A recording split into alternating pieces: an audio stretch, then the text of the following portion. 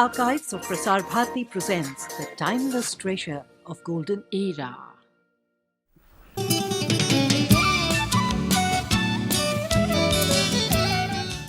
Hello and welcome to my series of conversations with men and women whose ideas, vision and philosophy define our contemporary world. My guest has been described as a Dudwala, a national legend, an icon. He's been awarded the Padma Bhushan, the Kisan Ratna and the Raman Magsaysay Award. I'm delighted to welcome Dr. Verghese Kurien, the father of the White Revolution. Dr. Kurien, Amul was started in the late 1940s. It's had an amazing history and is one of the few institutions that have survived and retained their vigor and relevance and vitality. You were the man behind this. What do you think has been the secret? The secret of Amul is that it is a movement controlled by farmers. It is a movement that originated with farmers, and the control of the farmers was not diminished with passage of time. Also, it was the idea of Sardar Vallabhbhai Patel, who, as you probably know, comes from a village 2 miles from Anand, a village called Karamsad. And Sardar Patel had said that till the farmers gain command over the procurement, processing and marketing of their own produce, they will not get a fair share of the consumer's rupee.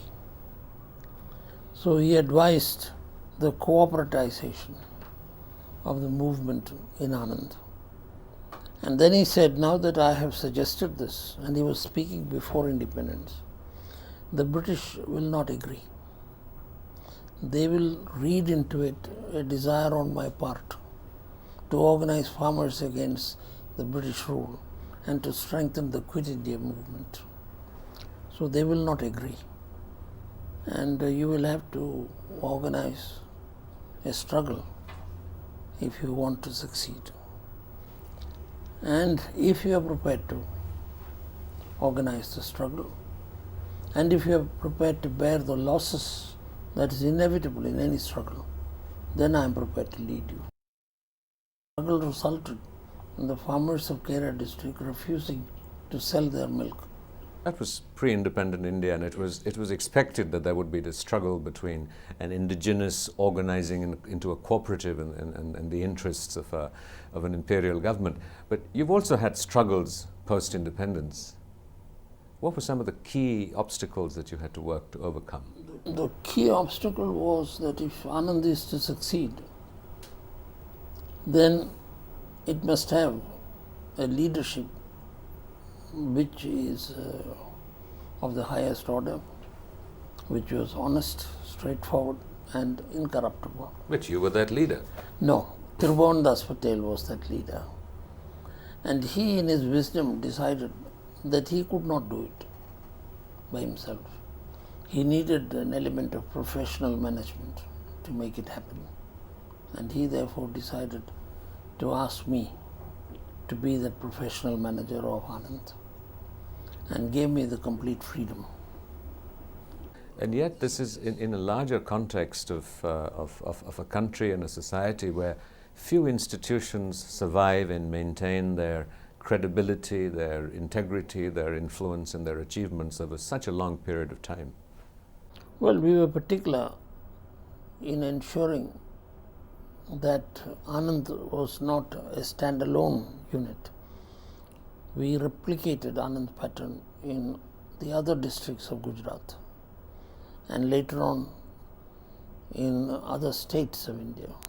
There are today 176 Anands, each independent of the other, but each working together with the other in joint marketing.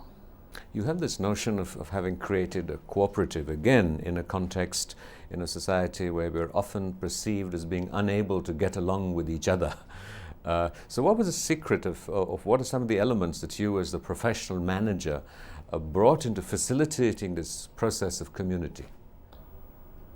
Basically, as I said, it was the wisdom of Tribhuvandas. What were the elements of that wisdom? It was his belief that farmers, if they gain command, as Sardar Patel had advised him, then they will do a good job. We have to learn to trust our people, particularly the good people of India, which includes the farmers. And Sardar Patel's vision was that it should be a cooperative. To me, cooperation is an article of faith. Faith, as you know, is belief without reason. But to those who have faith, no explanation is necessary, and to those without faith, no explanation is possible. Now, in Anand, I probably brought that element of professional management to combine with the wisdom of Tribhuvandas, making sure that my knowledge was subordinate to his wisdom and supplementary to his wisdom. And it was important that his knowledge of how the farmers will react to any suggestion that I may make as a manager, his judgment of the farmer's wisdom was overpowering and was the final judge of all the things that we did. But yet it was the tradition that you have managed to carry on, and the institution you have managed to create has carried on even after you have at least formally stepped aside from its helm. After you work with the Tribhuvandas for a year or two, thereafter you don't have to consult the Tribhuvandas. You will react, you will know instinctively what he would have done. And so it was not necessary, his presence was not essential, though I dare say it would have helped. So one had to step into his shoes, basically to run the cooperative. And when several cooperatives got formed, one in each district, then they federated into a Gujarat Cooperative Milk Marketing Federation. And when we had our meeting of the chairman of each district union, I said that if we are all going to jointly market, we must have a common trade name and common marketing strategy. And then you should have a chairman for the federation. And I looked at Tribhuvandas. Tribhuvandas said, we have already discussed this. We are all politicians. We have decided that you will be the chairman. I said, Mr. Tribhuvandas, how can I be the chairman when you are a director? He said, there's nothing wrong in it. So you were one of the good men of India that you were talking about the good men of India, and you have widely been sort of applauded as one of those good men. What are the qualities of the good men that you feel India needs? The main quality, of course, is integrity. Integrity does not merely mean you don't put your hand in the till. It also means a commitment to the principles you espouse and a loyalty to those who have trusted you.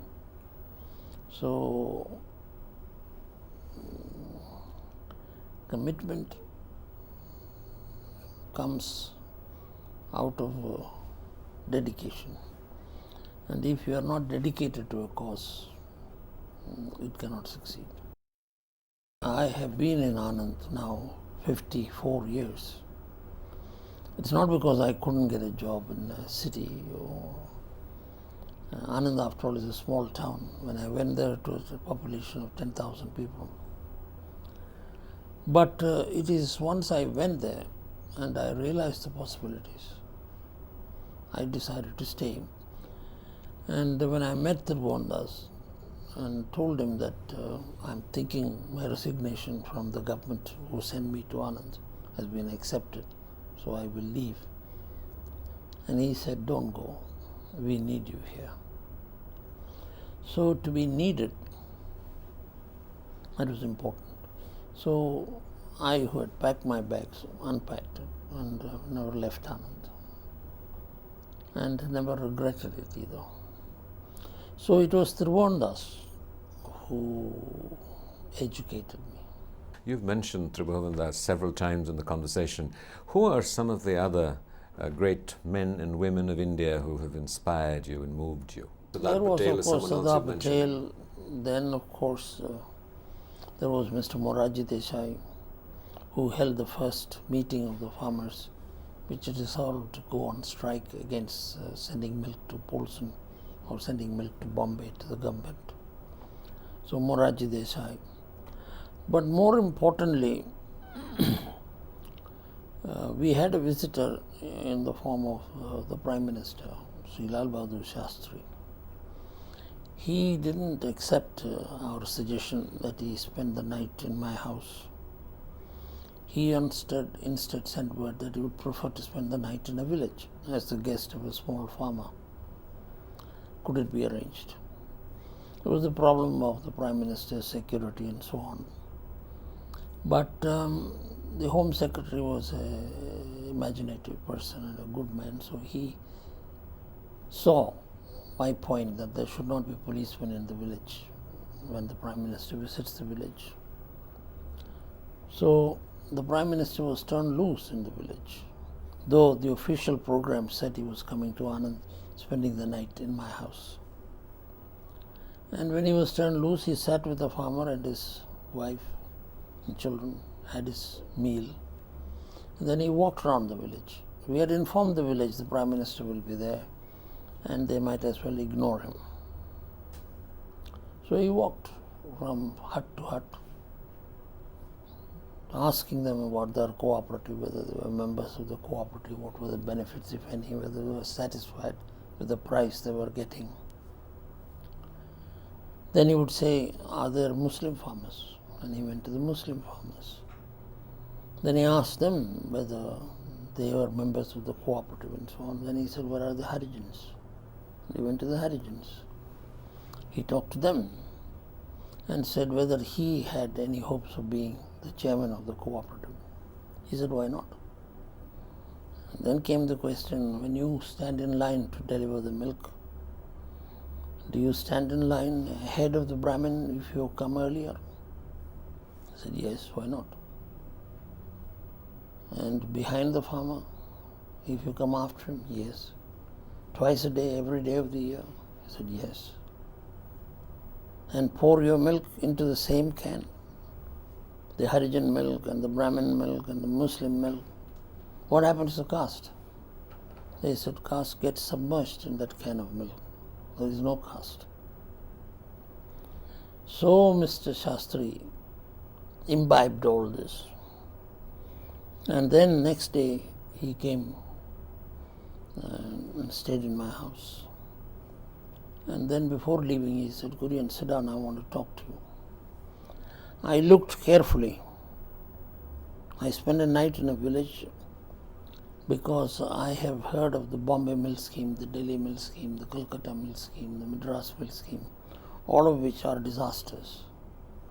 Then I heard of Anand, a roaring success. So I came to discover the secret of Anand. And I thought I will study it from grassroots. I looked at the soil, good soil, but not as good as the Indo-Gangetic plain. I looked at the climate, cool in winter, very hot in summer, but so it is in the rest of the country. I looked at the rainfall, 30 inches of rainfall 3 months of the year, but so it is most of the country. I looked at the buffaloes that you have. They are not as good as the buffaloes from where I come.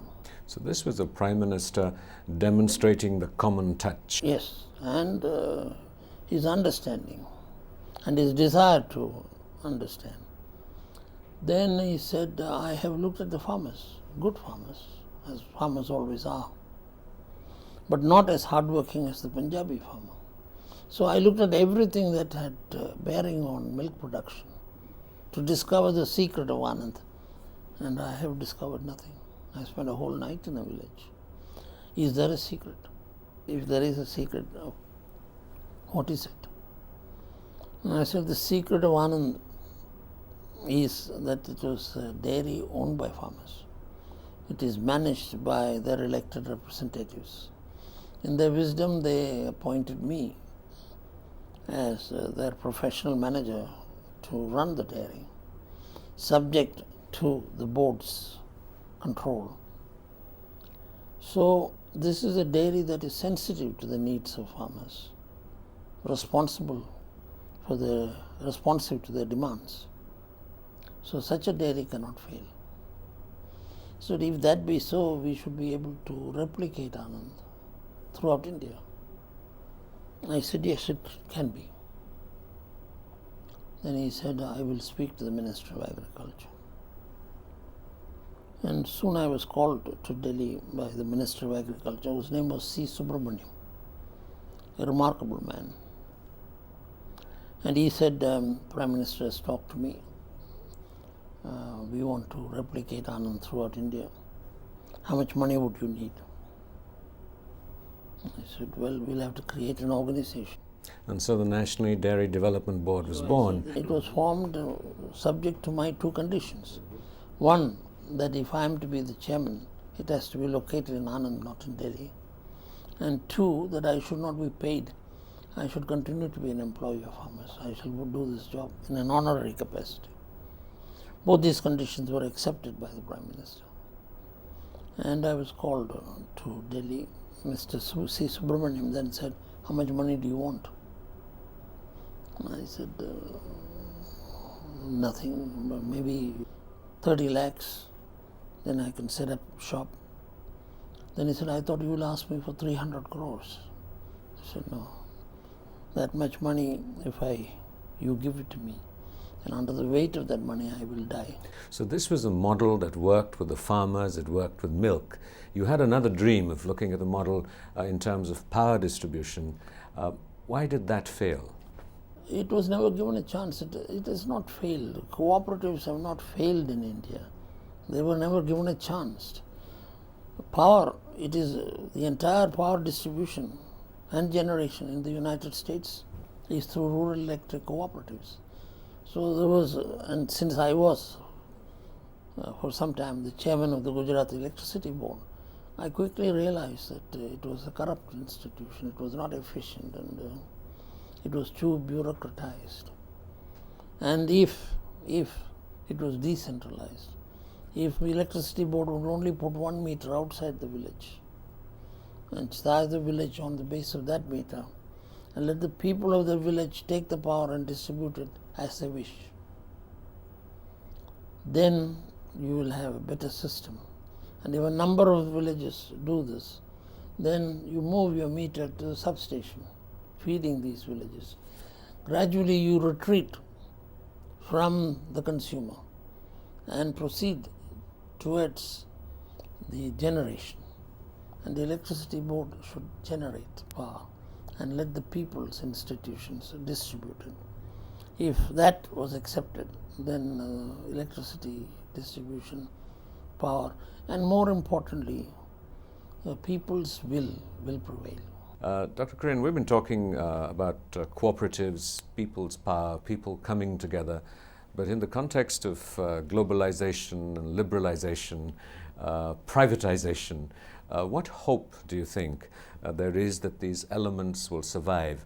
Amul has become a cohesive whole with a branding that enables it to compete with the private sector. But what are the possibilities you think that something else, something new could develop or could be created to take on this model? It is my view that governments should govern. They should not be in distribution of milk or distribution of electricity. That should be left to people's institutions to do. I'd be very happy if the government can provide us clean honest, efficient government. But government wants to get involved in matters in which they should not really get involved. And once we can get government out of businesses and confine it to governing. But isn't there the notion now that the government is getting out of businesses, but really yielding to private enterprise as opposed to people's enterprises? I am not in favor of power being given to multinational companies or to Indian companies. I am in favor of power going to the people's institutions. And in that case, that power will not get misused. My conviction remains that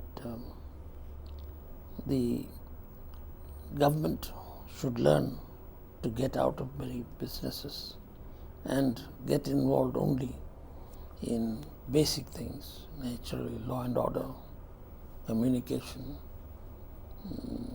and such things were foreign policy. But it need not get involved in many other things. The size of government should shrink.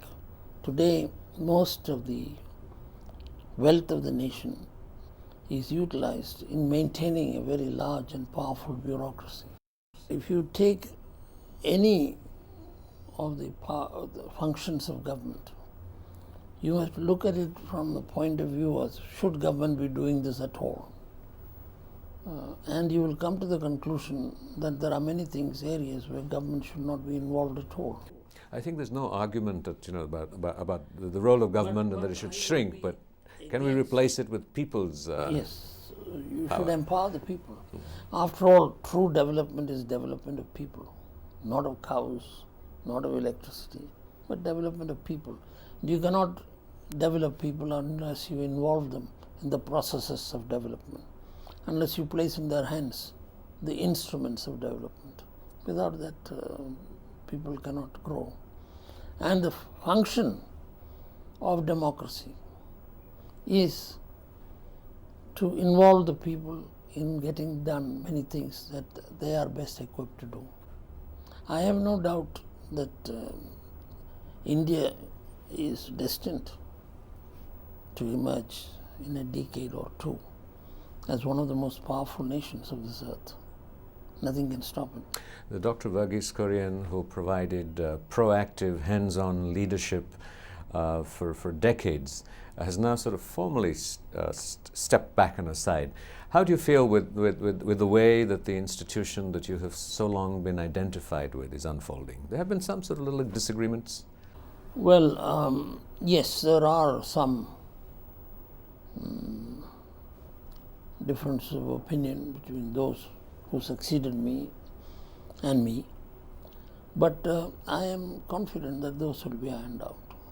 In the sense that you think that your vision will prevail? Yes, I think it will prevail because it is a right vision. That isn't terribly democratic, is it? Well, if my vision really means power to the people, it is democracy. You have sort of demonstrated in many of your conversations and interactions with prime ministers and farmers and journalists a remarkable sense of certitude, of positivism. Where does this certitude come from? How do you know for sure? By having worked with farmers for 54 years and been their employee. Have you ever feared that they might be wrong sometimes? If I am wrong, the farmers will soon put me on the right track. So long as their will prevail, so long as I reflect their will, so long as my power comes from their delegating it to me, so long as understood they can take it back whenever they want, then democracy is the best form of government. There's no substitute. I know at sort of with wonderful long innings you continue to have. What agendas do you still have for yourself? For me, at the age of 82, the only agenda can be a peaceful retirement. But that's been elusive, hasn't it? No, I have quit the chairmanship of the dairy board. I am now the elected chairman of the Gujarat Cooperative Milk Marketing Federation. One of the beauties of this federation is that I am not a Gujarati. And in their wisdom, they have decided to elect me as the chairman. But can a man of enormous action such as you have been ever really retire? Doesn't sort of the brain keep ticking? Yes, it keeps ticking, and which probably explains why I continue as the chairman of the Gujarat Federation and chairman of the Institute of Rural Management, which is an institute set up to produce more Kurians. Because it is necessary that farmers learn to employ professionally trained people as their managers. And an epitaph for yourself that you might choose to write for your working professional life thus far? That he served the interests of farmers well. Dr. Kurien, thank you very much. That's been a great privilege. Thank you, sir.